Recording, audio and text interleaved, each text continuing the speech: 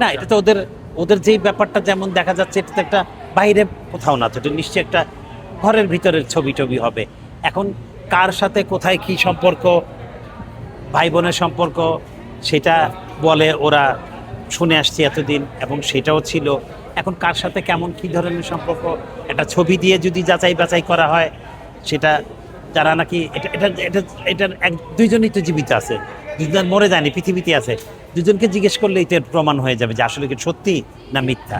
তাহলে তার এত প্রশ্ন আসে না। আমির সাথে ঝগড়া হয়েছে সালমান শাহ শুটিং করে।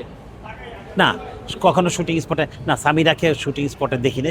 সামিরা একটা শুটিং স্পটে দেখেছিলাম, ওই যে বললাম বিচার হবে। বিচার হবে আউটডোরে, ওখানে গিয়েছিল। এছাড়া সামিরা কখনো শুটিং স্পটে আমাদের দেখা, আমার যে দেখার এর মধ্যে পড়েনি, আসেনি।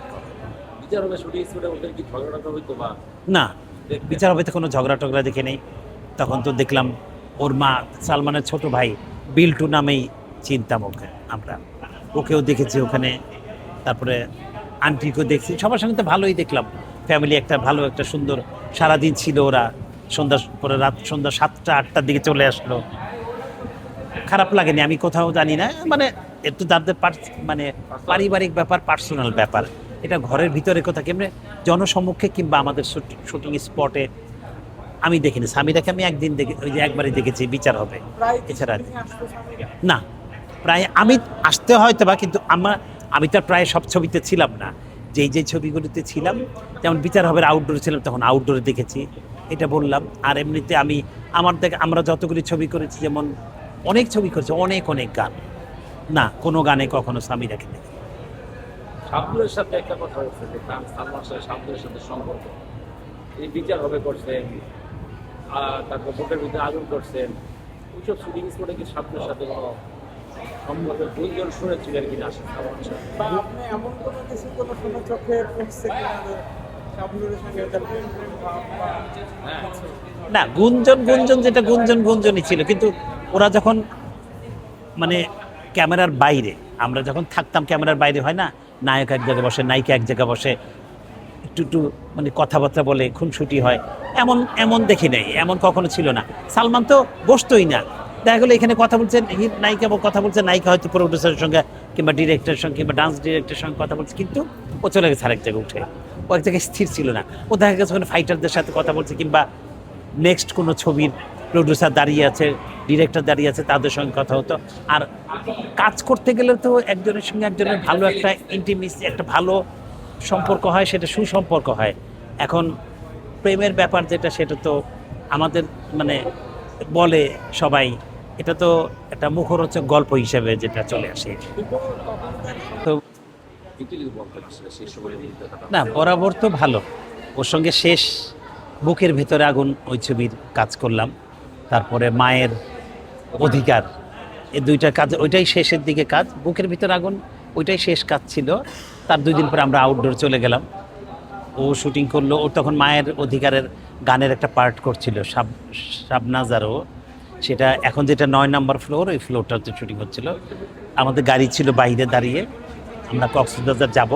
তো ওই প্রস্তুতির মধ্যে আর কি, আমাদের তো আগে তো এফডিসি থেকে গাড়ি আগে মানে ছেড়ে যেতাম। তো আমরা যখন আউটডোর যেতাম আগে, তখন এফডিসিতে বাস থাকতো রাত্রে, বাস তাহলে রাত্রে 11টার দিকে বাস ছেড়ে দিতে, 11টা, 11:30, 12টার মধ্যে ছেড়ে দিতাম ঢাকা শহর।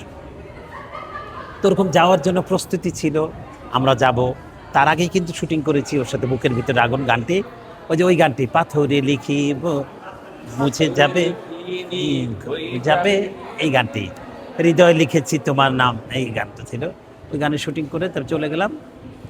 আমরা যাওয়ার যেদিন গেলাম, তার বোধহয় 2 দিন পরেই বোধহয় ওখানে হঠাৎ করে নিউজ গেল যে আমাদের সকালে আমরা শুটিং করে আমাদের ওখানে কক্সবাজারে যে শৈবাল আর প্রবাল আর ওপেল, এই 3টাতেই তো থাকতাম আমরা। তো আমরা তখন ওপেলে ছিলাম, সবাই ওপেলের রিসিপশনে এসে বসছি, ছেলেমেয়েরা গাড়ি আসবে যাবে, ইউনিট চলে গেছে। তা আমরা সবাই ওয়েট করছিলাম।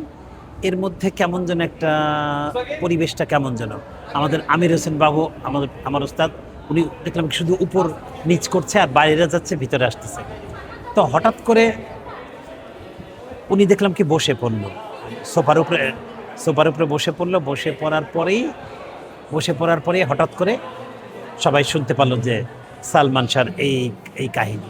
তখন সালমান শাহ নাই, তখনই সঙ্গে সঙ্গে আমাদের শুটিংটা তো পেক আপ হলোই, আর ইয়ে করলাম কি বলে,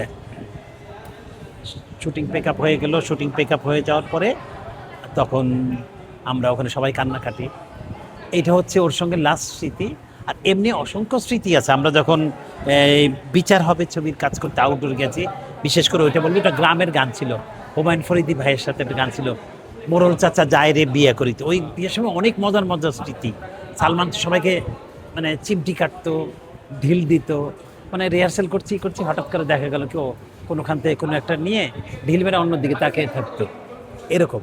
তো এরকম মজার মজার স্মৃতি আছে। তারপর ওখানে প্রচণ্ড শীত ছিল, এই কথাটা আমি বলি, প্রচণ্ড শীত। তখন সালমান, আপনারা যারা হোতাপাড়া গেছেন, ওই গ্রামে বাড়ির উঠানের মাঝখানে পূর্ব সাইডে একটি ঘর আছে, ওই ঘরটাতে সালমান শাহ থাকতো। ওই ঘরটাতে থাকাকালীন সময় ওখানে প্রচণ্ড ঠান্ডা, ও রাতে বেলা চিৎকার করতো, কি এই ঠান্ডা লাগে কেমন, জোরে চিৎকার করা। আমরা বলতাম কি অনেক, কারণ তখন হোতাপাড়ায় হচ্ছে কি গাছপালা বেশি ছিল, ঘরবাড়ি কম ছিল, প্রচণ্ড ঠান্ডা। এই স্মৃতিগুলো, তারপরে হচ্ছে টেকনাফে গেছি আমরা, অন্তরে ছবির আউটডোরে। ওখানেও দিনের বেলা রাতের বেলা বেরিয়ে যেত, বলে কাউকে বলবি না, আসতেছি ঘুরে, মানে আমি চলে আসবো সকালবেলা। এইসব অনেক স্মৃতি। আর ও একটু চটপটে ছিল তো সবসময়, ড্যাম কেয়ার ছিল, কিন্তু না, সবার প্রতি শ্রদ্ধা ভক্তি ছিল, এটা ছিল। প্রডিউসার, ডিরেক্টর, সহকর্মী, কোয়ার্টিস্ট যারা কাজ করে সবসময়, টেকনিশিয়ান, সবার সঙ্গে খুব ভালো রিলেশন ছিল, খুব ভালো একটা মনের মানুষ ছিল, যেটা নাকি আগেও বলেছি, এখনও বলি। ওর মেনে নিতে পারি না, এবং আল্লাহ যেন ওকে বেহেশত নসিব করে। এটা টনকে অ্যারেস্ট করেছে, এখন তো এটা মানে ইসের ব্যাপার, কি বলে, আইনের ব্যাপার, প্রক্রিয়াধীন চলছে। এখন যে অপরাধী হবে যাচাই বাছাই করে, তারপর প্রকৃত অপরাধী, আমি আগেও বলেছি এখন বলি, প্রকৃত অপরাধী যেই হোক না কেন তার শাস্তি হোক, এবং প্রকৃত ঘটনাটা সবার সামনে ফ্ল্যাশ হোক এবং শেষ হয়ে যাক। এটা নিয়ে আজকে এত বছর পর আলোচনা সমালোচনা হচ্ছে, একজন অ্যারেস্ট হচ্ছে, আবার ছেড়ে দিচ্ছে, আরেকজনকে অ্যারেস্ট করছে। সব কিছু মিলিয়ে টিলিয়ে আমার মনে হয় এখন যেহেতু আইনের একটা পর্যায়ে গেছে, আমার মনে হয় এতে সুষ্ঠু এবং সুন্দর একটি সমাধান বেরিয়ে আসবে আইনের তরফ থেকে। না, এমন গুঞ্জন কখনো হয় নাই, শুটিংও হয় নাই, শুটিং ছাড়া এমনি কোথাও না, সবসময় এটা একসঙ্গে। শাবনূর সালমানের যে ব্যাপারটা ছিল, দুইজনের মধ্যে একটা খুব ভালো রিলেশন, দুইজনের সঙ্গে একটা অনেক ভালো, এটা বলে দিলাম আমি। ও থ্যাংক ইউ। প্রেম ঘটিত ব্যাপার বলা হচ্ছে শাবনূরের এবং সালমান শাহ। এইটা আমরা তো সবসময় প্রেম দেখি তো চোখের সামনে, ক্যামেরার সামনে প্রেম দেখি, সারাক্ষণই প্রেম দেখি, তো এটা আমাদের চোখে কিছু মনে হয় না। এখন বাইরের লোক যদি কেউ দেখে থাকে কিংবা কেউ শুনে থাকে, এখন তো ওর আশেপাশে যারা ছিল ওরা বলতে পারবে ভালো, যেমন পার্সোনাল অ্যাসিস্ট্যান্ট যারা ছিল তারা বলতে পারবে, কিছু ডিরেক্টর প্রডিউসারের সঙ্গে খুব ক্লোজ রিলেশন তারা বলতে পারবে, এরকম আর কি। আর না, ওরকম কিছু ছিল না, যেমন হাত ধরে বসে থাকলো, হাতের মধ্যে এরকম ঘষাঘষি করলো কিংবা এরকম করলো, এই সমস্ত মানে দেখিনি। আর আগের ব্যাপারে আগের যে আর্টিস্টরা ছিল তারা এত আধিক্যতা ছিল না। এখনকার যারা আছে বেশি শো আপ করে, তখন কেউ এত শো আপ করতো না, পছন্দ করতো না। এইসব ভালো জুটি ছিল। মৌসুমীর সঙ্গে জুটি ভালো ছিল, মৌসুমী সালমান জুটি খুব ভালো জুটি ছিল।